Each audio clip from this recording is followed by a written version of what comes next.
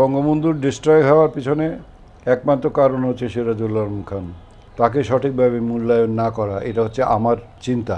তোফায়েল ভালো বলতে পারতো। সিরাজ ভাই ওয়াজ এ ব্রেইন। স্বাধীনতাই আনছে তো সিরাজুল আলম খান। ছয়দাবাদ দিয়েছে বঙ্গবন্ধু। ছয়দাবাদের ছাত্রলীগের মধ্যে আনছে কে? সিরাজুল আলম খান। আওয়ামী লীগ আনে নাই। আওয়ামী লীগ তো ঘরের মধ্যে বসে রয়েছে অনেকে। Tofail is a product of lakh.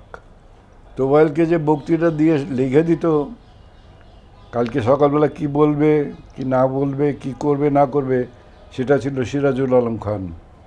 এবং বঙ্গবন্ধুর ডিস্ট্রয় হওয়ার পিছনে একমাত্র কারণ হচ্ছে সিরাজুল আলম খান। তাকে সঠিকভাবে মূল্যায়ন না করা, এটা হচ্ছে আমার চিন্তা।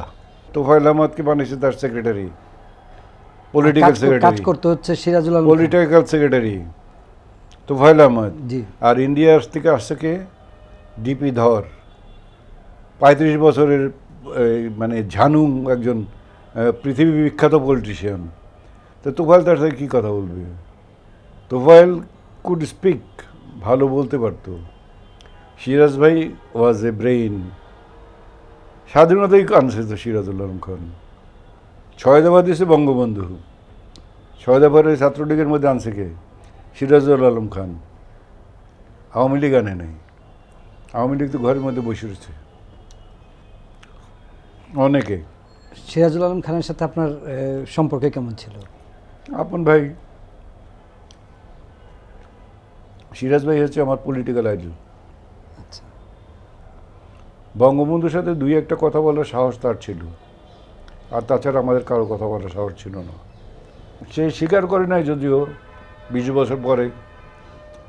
আমি বলে দিছি তাকে যে বঙ্গবন্ধু সর্বনাশ করছেন আপনি, আর আপনার এই নাম না দেওয়ার কারণের জন্য বঙ্গবন্ধুর ডাউনফল।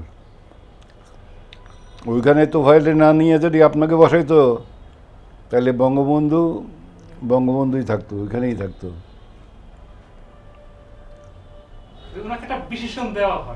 রাজনীতির রহস্য পুরুষ।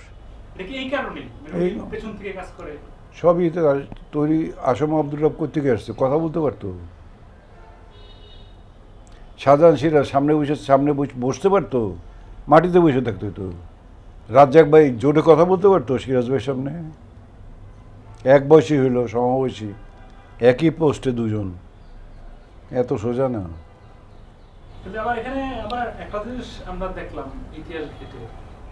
সে তো বলে গেছে, এটাও তোমাকে বলে যায়। তো আমি তো বাঁচবো না, তোমরা বেঁচে থাকতে পারো।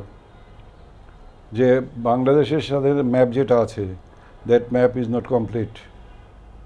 কে বলতো? সিরাজ ভাই বলে। হ্যাঁ, কমপ্লিট হবে। সে ম্যাপ বানাই দিয়ে গেছে। তো ম্যাপ আমাদের কাছে আছে।